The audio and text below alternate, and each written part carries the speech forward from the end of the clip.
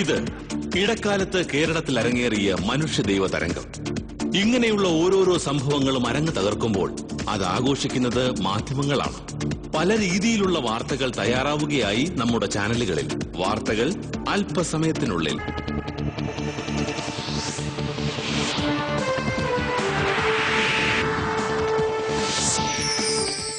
നമസ്കാരം, ഞാൻ രാധാകൃഷ്ണൻ. 38 വയസ്സ്, കല്യാണം കഴിച്ചിട്ടില്ല. പ്രധാന വാർത്തകൾ.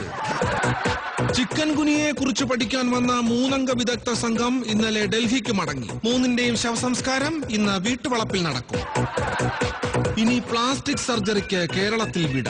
പ്ലാസ്റ്റിക് നിരോധനത്തിനെ തുടർന്നാണ് പ്ലാസ്റ്റിക് സർജറി കേരളത്തിലെ ആശുപത്രികളിൽ നിർത്തലാക്കിയത്. കൂടുതൽ വാർത്തകൾ വിശദമായി. കേരളം 3 പുതിയ യുദ്ധവിമാനങ്ങൾ പരീക്ഷണ പറക്കൽ നടത്തി. 1 എയിലും 2 സിയിലും 3 ബിയിലും പഠിക്കുന്ന കുട്ടികളാണ് ബുക്കിൽ നിന്നും പേപ്പർ വലിച്ചു കീറി പരീക്ഷണ പറക്കൽ നടത്തിയത്.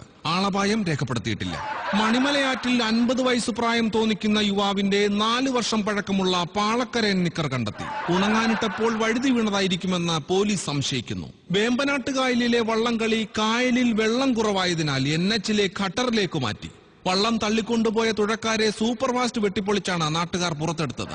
സുനാമി ആധാരമാക്കി മുട്ടോളം വെള്ളത്തിൽ എന്ന കവിത എഴുതിയ കൂനിൽമേൽ തമ്പിക്ക് കടപ്പുറത്ത് വൻ സ്വീകരണം. 5 പങ്കായവും 3 കമ്പിവടിയും 4 നാടനടിയും തമ്പി സ്വന്തം ശരീരം കൊണ്ട് ഏറ്റുവാങ്ങി. തമ്പിയുടെ നില ഗുരുതരമാണ്. ഉത്സവപ്പറമ്പിൽ പാപ്പാനുമായി വാക്കേറ്റം നടത്തിയ മുണ്ടക്കൽ ശേഖരൻ എന്ന കൊമ്പനാനയുടെ മതം മാറിയ കൊമ്പനാന നാളെ പൊന്നാനിയിൽ നിന്നും നാട്ടിൽ തിരിച്ചെത്തും.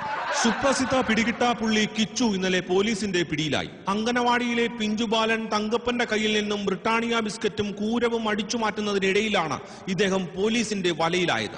ഇയാളുടെ കയ്യിൽ നിന്നും പിടിച്ചെടുത്ത അപ്പുപ്പ അമ്മുമ്മ ഊത്ത്, ഊത്താമ്പെട്ടി, ടയർ, ഗോലി തുടങ്ങിയ മാരക കളിക്കോപ്പുകൾ ജനങ്ങൾ കാണുകെ പോലീസ് നിർത്തിവെച്ചു. ജില്ലാ മജിസ്ട്രേറ്റ് കോടതിയിൽ ഹാജരാക്കിയ ഇദ്ദേഹത്തെ നാളെ രാവിലെ തൂക്കിക്കൊല്ലും. ഇനി ഒളിമ്പിക്സ് വാർത്തകൾ. ബീജിംഗിൽ നടന്ന ഓട്ട മത്സരത്തിൽ കേരളത്തിൽ നിന്നുള്ള ബിനു പീറ്റിക്ക് സ്വർണം ലഭിച്ചു. കിട്ടിയ സ്വർണം ഉടമസ്ഥന് തിരിച്ചു കൊടുത്ത് ബിനു സത്യസന്ധതയ്ക്ക് മാതൃകയായി. ട്രാക്കിൽ കിടന്നാണ് ജപ്പാൻകാരന്റെ 1 ഗ്രാം തങ്കത്തിൽ പൊതിഞ്ഞ അരഞ്ഞാണം ബിനുവിന് കിട്ടിയത്. അമ്പെയ്ത്ത് മത്സരത്തിൽ ഇന്ത്യക്ക് സ്വർണം നഷ്ടപ്പെട്ടു. റഫറിക്ക് കണ്ണും. ഒളിമ്പിക്സിൽ വെടിവെപ്പിൽ സ്വർണം നേടിയ ആ മഹത് വ്യക്തിയുടെ ഗുരുവെന്ന് സ്വയം അവകാശപ്പെടുന്ന മേജർ രാമദേവന് ഇന്ന് ജന്മനാട് സ്വീകരണം നൽകുകയാണ്. ഇപ്പോൾ കിട്ടിയ വാർത്ത: നഗരത്തിൽ ആളുകളെ വിഴുങ്ങുന്ന ഒരു ഭീകരജീവി പരിഭ്രാന്തി പരത്തുകയാണ്. ജനങ്ങൾ ജാഗരൂകരായിരിക്കണമെന്ന് ഗവൺമെന്റ് അഭ്യർത്ഥിച്ചു. ഭീകരജീവിയെക്കുറിച്ച് എന്തെങ്കിലും വിവരം കിട്ടിയാൽ അറിയിക്കേണ്ട നമ്പർ മലയാളത്തിൽ 007, ഹിന്ദിയിൽ 007, തമിഴിൽ 7. വാർത്തകൾ കഴിഞ്ഞു. ഇനി മേജർ രാമദേവന്റെ സ്വീകരണ ചടങ്ങിന്റെ തത്സമയ സംപ്രേഷണം. നമസ്കാരം.